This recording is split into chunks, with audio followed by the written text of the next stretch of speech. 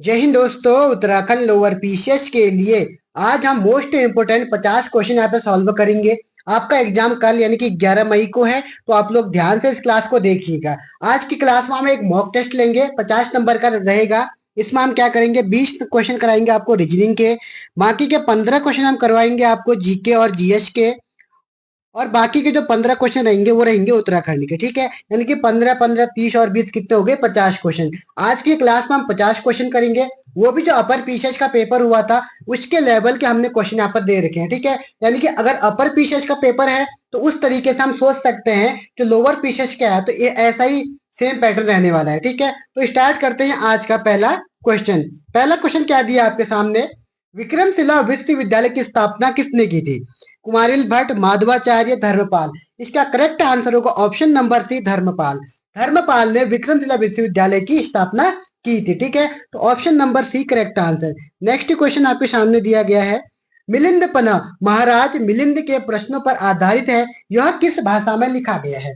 जो मिलिंद पन्हो या फिर पन्हो भी इसको बोलते हैं, महाराज मिलिंद के प्रश्नों पर आधारित है, यह पाली भाषा में लिखा गया है। किस भाषा में? पाली भाषा में। ठीक है, नेक्स्ट क्वेश्चन देखते हैं।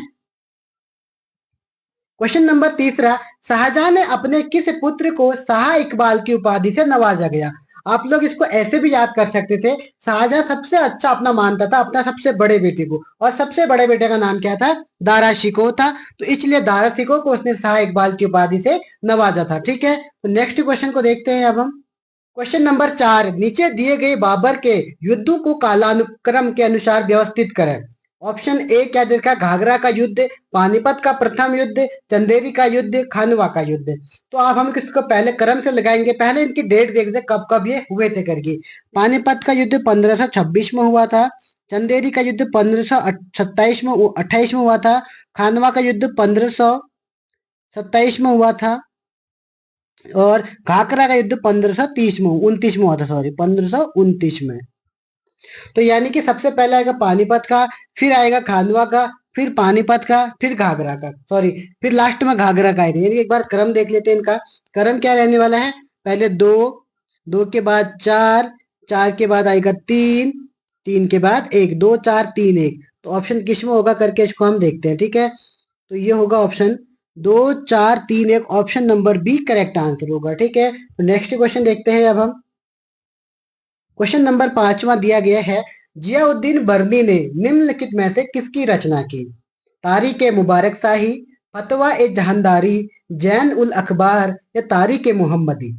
तो जो जियाउद्दीन मान बर्नी है, इसने किसकी रचना की थी? इसने की थी फतवा ए जहानदारी। ऑप्शन नंबर क्या होगा इसका? बी करेक्ट आंसर होगा।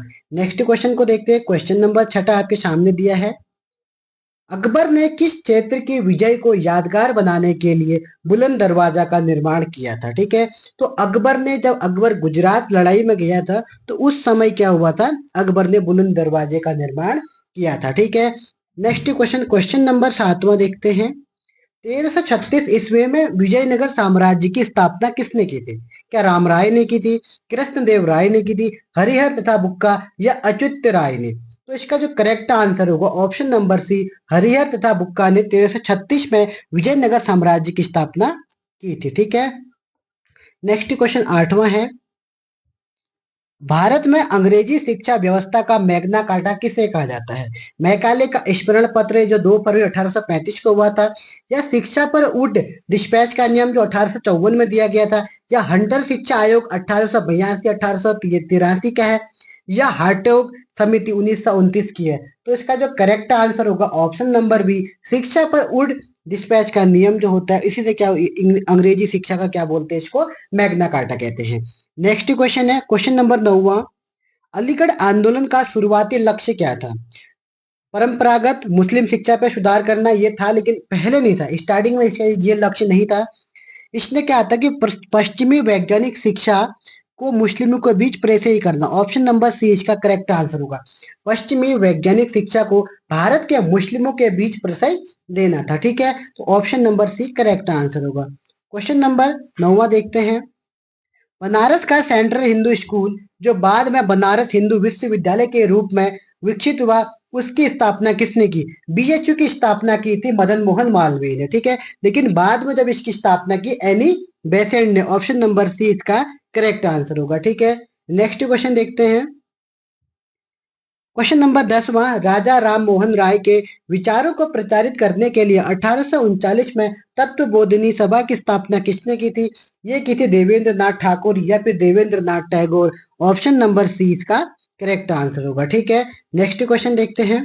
क्वेश्चन नंबर 11वां, 1858-59 में लिखित नाटक नील दर्पण नील उत्पादकों की व्यथा उजागर करता है, यह किसने लिखा था?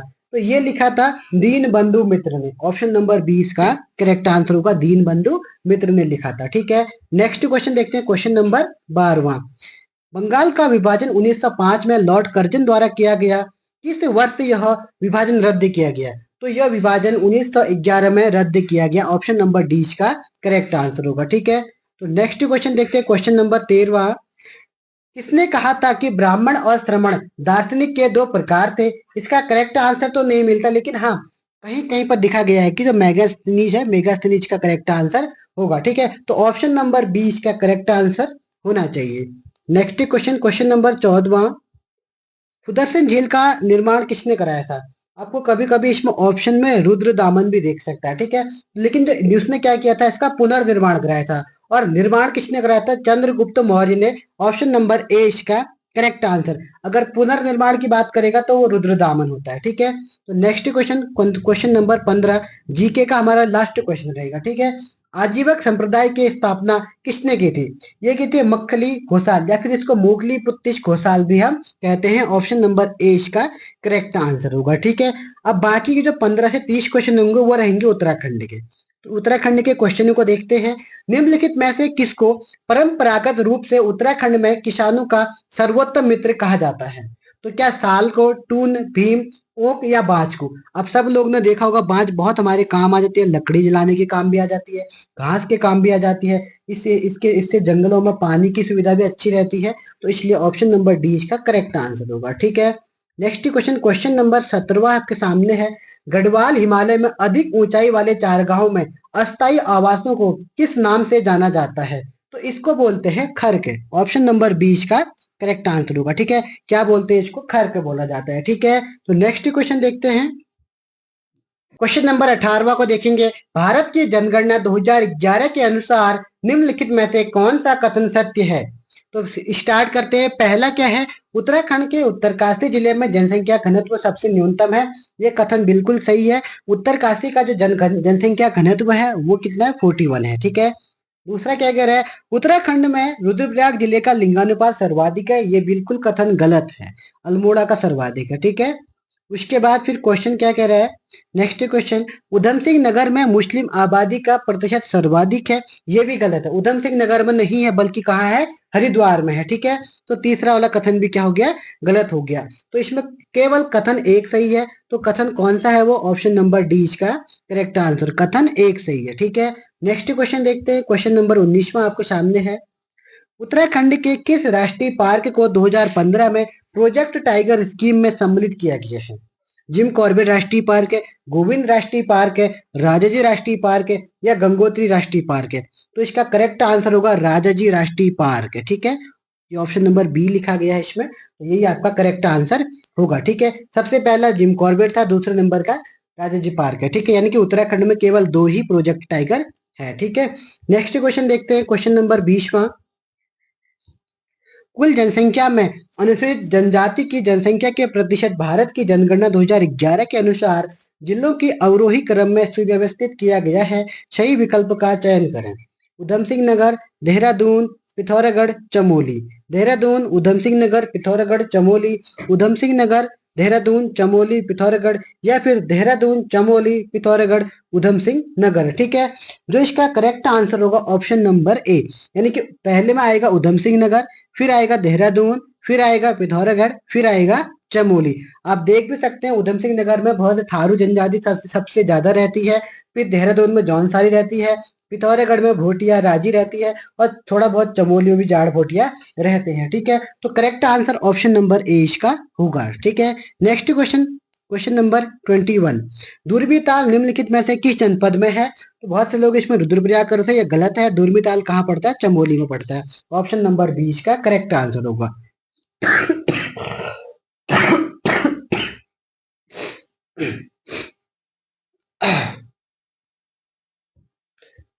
क्वेश्चन नंबर 22 को देखते हैं। जनपदों को महिला साक्षरता के अनुसार आरोही क्रम में सुव्यवस्थित किया गया है, सही विकल्प का चयन करें। इस बात का हमेशा ध्यान रखना, सबसे जो महिला साक्षरता सबसे कम है वो उत्तरकाशी में है। तो ये आरोही क्रम बोल रहा है, यानी कि बढ़ते क्रम में सबसे कम फिर ज्यादा, ठीक है। तो सबसे कम यानी कि उत्तरकाशी में होगा। या तो हमारा ऑप्शन नंबर ए सही हो सकता है या हमारा डी सही हो सकता है, बाकी बी और सी तो होने से रहे। फिर दूसरे में उधम सिंह नगर है, बिल्कुल करेक्ट आंसर है। तीसरे में चमोली आता है, नैनीताल नहीं आता, तो ये हमारा ऑप्शन गलत हो गया। तो तीसरे में कौन आया? चमोली, उसके बाद आता है नैनीताल। ऑप्शन नंबर ए इसका करेक्ट आंसर होगा, ठीक है। क्वेश्चन नंबर 23 को देखते हैं। निम्नलिखित में क्वेश्चन नंबर 23वां है, निम्नलिखित सरिताओं में से कौन सी गिरती नदी की सहायक नदी है? सरिताओं का मतलब होता है नदियों, ठीक है। यानी कि जो गिरती नदियों किसकी सहायक नदी है, तो वो है कियोगाड़ की। ऑप्शन नंबर ए इसका करेक्ट आंसर होगा, ठीक है। ये तुम्हें कहाँ मिलेगी? ये मिलेगी आपको चंपावत साइड। काली की सहायक नदी है कियोगाड़ भी और गिरती भी, दोनों के दोनों, ठीक है। क्वेश्चन नंबर 24वां है, पौधरोपण हेतु मैती आंदोलन किसने प्रारंभ किया? ये सबको याद हो गया होगा, Kalyan Singh Rawat. Option number B correct answer. Question number 25वां है, दूधा तोली पर्वत श्रेणी द्वारा पृथक किए गए नदी बेचनों की सही युग्म का चुनाव करें। भागीरथी और भिलंगना, नयार अलग अगलार, या पिंडर और रामगंगा, या भिलंगना और मंदाकिनी। तो इसका करेक्ट आंसर होगा ऑप्शन नंबर सी, पिंडर और रामगंगा नदी घाटी, ठीक है। तो नेक्स्ट क्वेश्चन देखते हैं, क्वेश्चन नंबर 26वां। निम्नलिखित में से कौन सा स्थल जाड़ गंगा एवं भागीरथी नदी का संगम स्थल है? क्या भैरव घाटी, धरासू, चीरबासा, या डी क्या होगा? भुजभासा। तो इसका करेक्ट आंसर होगा ऑप्शन नंबर ए, भैरव घाटी में जाड़ गंगा एवं भागीरथी नदी का क्या होता है? संगम होता है, ठीक है। नेक्स्ट क्वेश्चन दिया है 27वां। ऊंटा धूरा दर से दर्रा हो गए उत्तराखंड के निम्नलिखित हिमनदों में से किसका एक समीप स्थित है?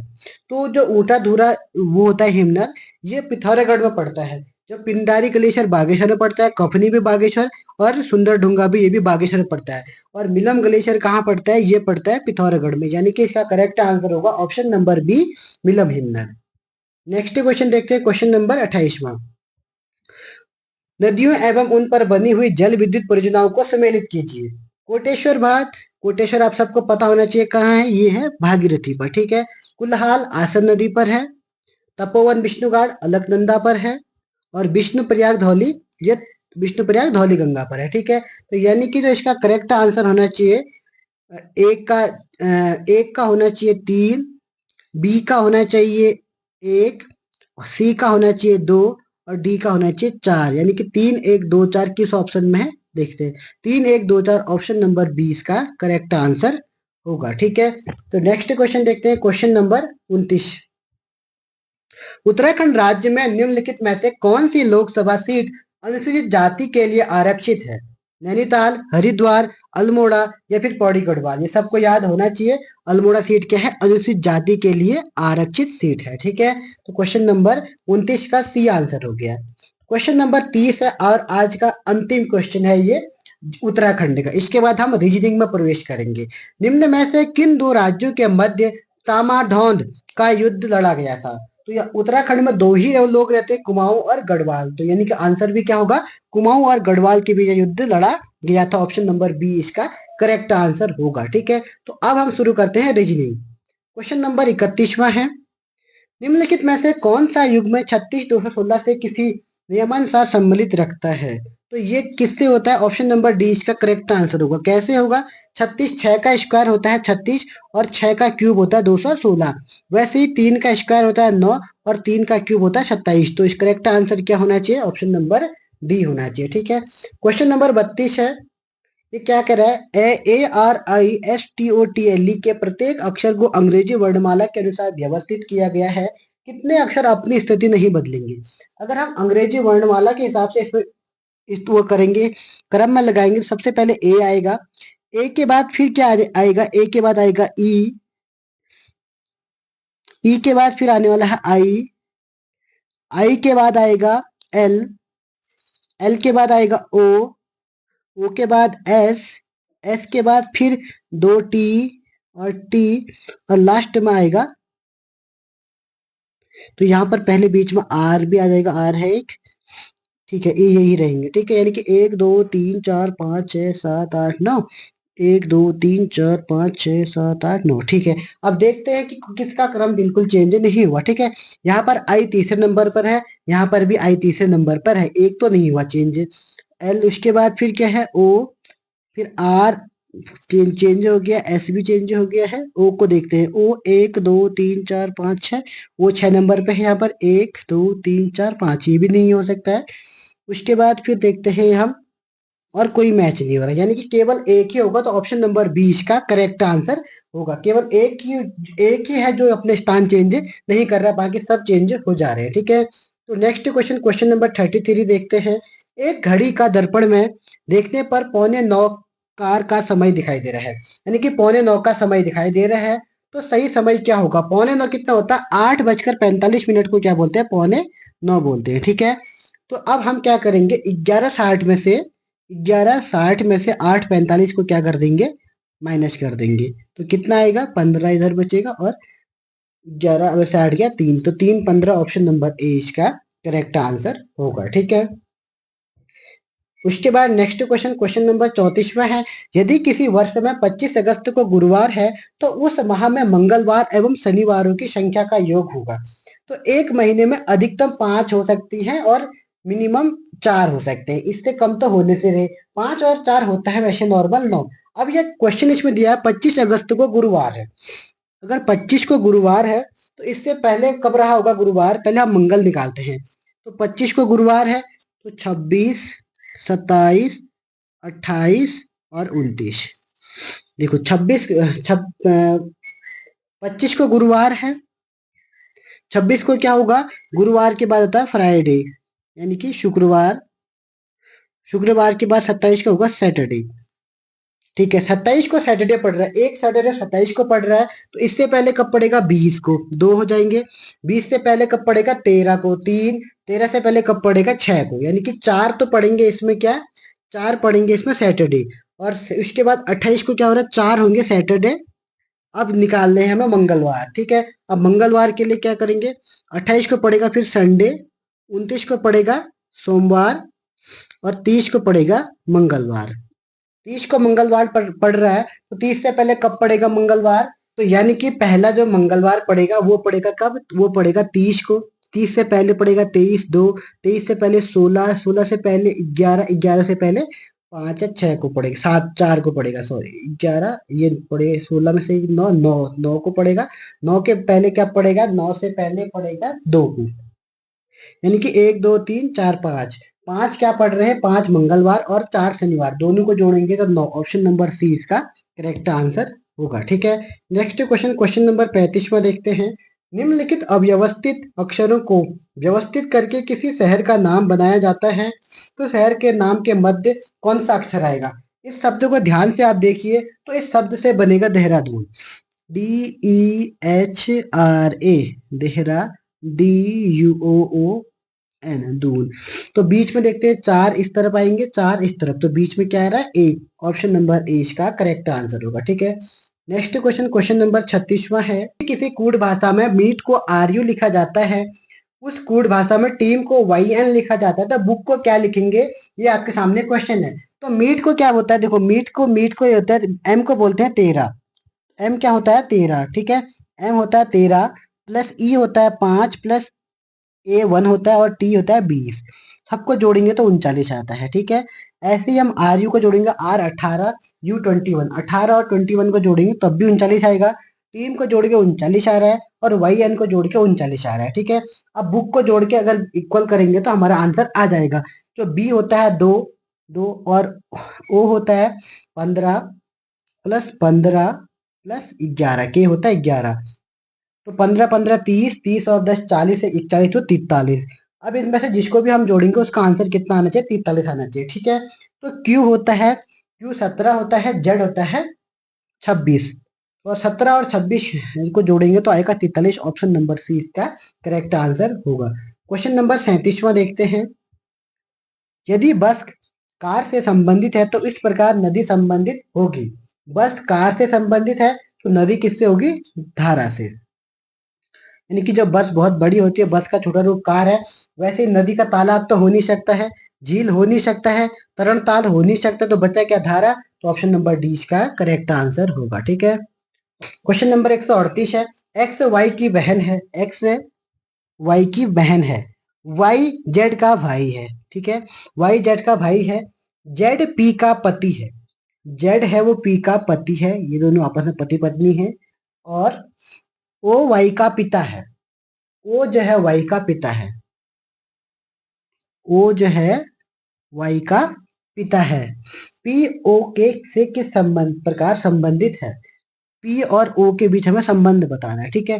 तो यानी कि या तो इसको चाचा हो सकता है, अगर ये इसकी पत्नी होती है तो या तो इसका चाचा हो सकता है या फिर इसकी मामी हो सकती है। ऑप्शन नंबर इसका सी करेक्ट आंसर होगा। ठीक है। क्वेश्चन नंबर 39वां, इसमें थोड़ा दिक्कत है, चित्र ऐसे हो गया तो इसमें इसको छोड़ दो। क्वेश्चन नंबर 40वां देखते हैं। क्वेश्चन नंबर 40वां क्या है? 49 विद्यार्थियों की कक्षा में श्रीमान ए से ऊपर ऊपर से 18वें स्थान पर, नीचे से उनका स्थान क्या होगा? तो इसको हमेशा याद रखना है। तो हमेशा क्या है? टोटल बराबर क्या होता है? R plus L minus one, चाहे ऊपर से हो चाहे नीचे से हो। ठीक है। तो टोटल कितने हो गए? 49 है, बराबर राइट ऊपर से मान ले तो 18 हो गया, प्लस एल हमें निकालना है माइनस का 1। 18 में से एक घटाओ तो 19 आएगा, 19 को इस तरफ लेके आओगे तो 49 में से 19 को माइनस करेंगे तो 30। तो ये 18 19, तो 49 में से हम क्या करेंगे? 18 में से क्या, सॉरी 17, 17 तो 49 में से 17 को माइनस करेंगे तो आंसर हमारा आ जाएगा 49 में 17, 9 में से 7 क्या 2, 4 से क्या 3, तो 32 ऑप्शन नंबर डी इसका करेक्ट आंसर हो जाएगा। क्वेश्चन नंबर 42वां है, लीप पीएल तथा 8326 को क्या लिखेंगे? उल्टा आगे पीछे कर रखा है, देखो एल को लास्ट में लिखा है तो यानी कि लास्ट में 8 को लास्ट में किस में, या तो ऑप्शन नंबर ए में है या सी में है। उसके बाद फिर क्या लिखा है? ई पी ई ए, लीप को पीएल लिखा है तो हम किसको क्या लिखेंगे? पी को लास्ट में, यानी कि 6, 6 के बाद आएगा E, same same 3 2 8, option number C इसका करेक्ट आंसर हो जाएगा। नेक्स्ट क्वेश्चन, क्वेश्चन नंबर 43 है, नीचे दिए गए विकल्पों में से कौन सा विद्युत तार से अधिकतम समानता वाला युग्म होगा?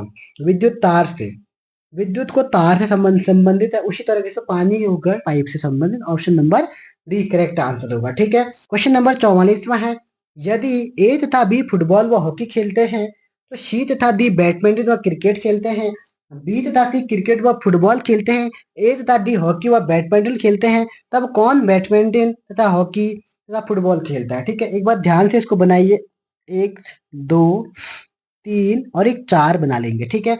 ए तथा बी फुटबॉल व हॉकी, अगर हम इसको फुटबॉल लेते हैं, इसको हॉकी लेते हैं, इसको अगर हम हॉकी लेते हैं, इसको अगर हम बैडमिंटन लेते हैं और इसको हम क्रिकेट लेते हैं। ठीक है।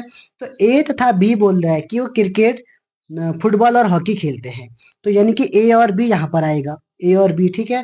तो ए और बी दोनों यहीं पर आएगा, दोनों क्रिकेट और फुटबॉल खेलते हैं। सी तथा डी क्या बोलता है? क्रिकेट बैडमिंटन और क्रिकेट खेलते हैं, तो ये क्रिकेट है और ये बैडमिंटन है, सी तथा डी, तो यहाँ पर आएगा सी और डी। उसके बाद फिर क्या कह रहा है? बी तथा सी क्रिकेट व वॉलीबॉल खेलते हैं, बी तथा सी, तो बी यहाँ पर है तो बी यहाँ पर होगा, बी और क्रिकेट और वो खेलते हैं। ठीक है। तब कौन बैडमिंटन हॉकी खेलता है? ठीक है। तो इसका जो करेक्ट आंसर होगा ऑप्शन नंबर,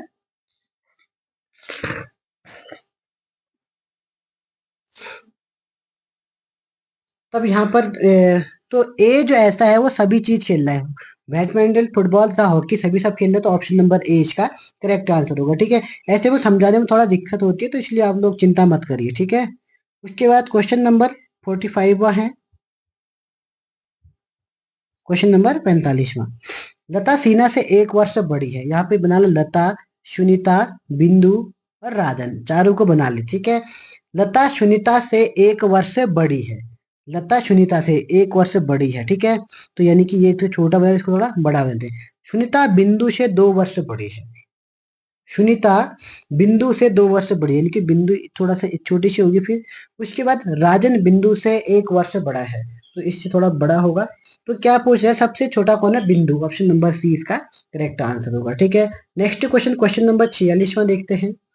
कौन सी संख्या समान परिमाण देती है जब 1 से 1/2 जोड़ा जाता है और 1 सही 1/2, इसको ऐसे लिखा जाता है, ठीक है।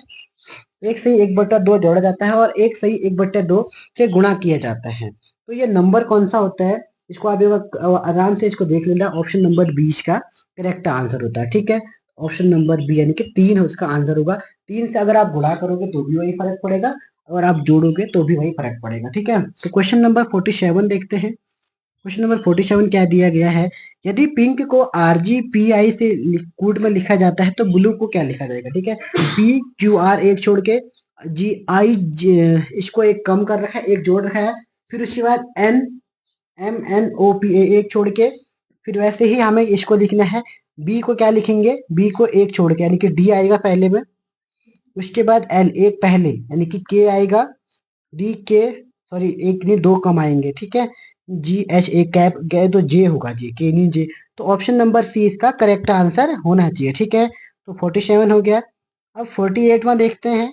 संख्या 3 1 4 2 4 में स्थानीय मानों के कितने अंतर हैं। तो इसको ध्यान से देखिए, 424 माइनस में 4 के स्थानीय मानों में कितने अंतर है। तो ये 300 हो गया, यहाँ से इतना देखो, और ये कितना हो जाएगा, 4 है तो 10, सॉरी 4 आएगा, 300 में से 4 माइनस करेंगे तो कितना आ जाएगा, 396। ऑप्शन नंबर सी इसका करेक्ट आंसर होगा। क्वेश्चन नंबर 49, 149वां है, इसमें लिखा 122वां है, तो ध्यान से इसको देखिए। क्वेश्चन नंबर 49 है, 122वां इसमें लिखा गया है, ये 49वां है, ठीक है। एक आदमी दक्षिण की ओर 30 मीटर चलता है, ठीक है। दक्षिण की ओर 30 चल गया, 30 मीटर। उसके बाद क्या कह रहा है, फिर वह अपनी दाहिनी ओर मुड़ता है। तो अपनी दाहिनी ओर कहाँ को मुड़ेगा, वो इस तरफ दाहिनी ओर मुड़कर 30 मीटर फिर चलता है।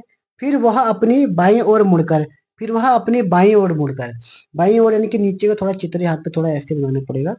ऐसे 10 यहाँ चलता है, 30, फिर ऐसे चलता है यहाँ पर, ये भी 30, फिर कहता है 20 मीटर चलता है, ऐसे 20 मीटर चलता है। फिर वह अपनी बाईं ओर मुड़ता है, अपनी बाईं ओर मुड़ता है और 30 मीटर चलता है, फिर ऐसे 30 चल गया।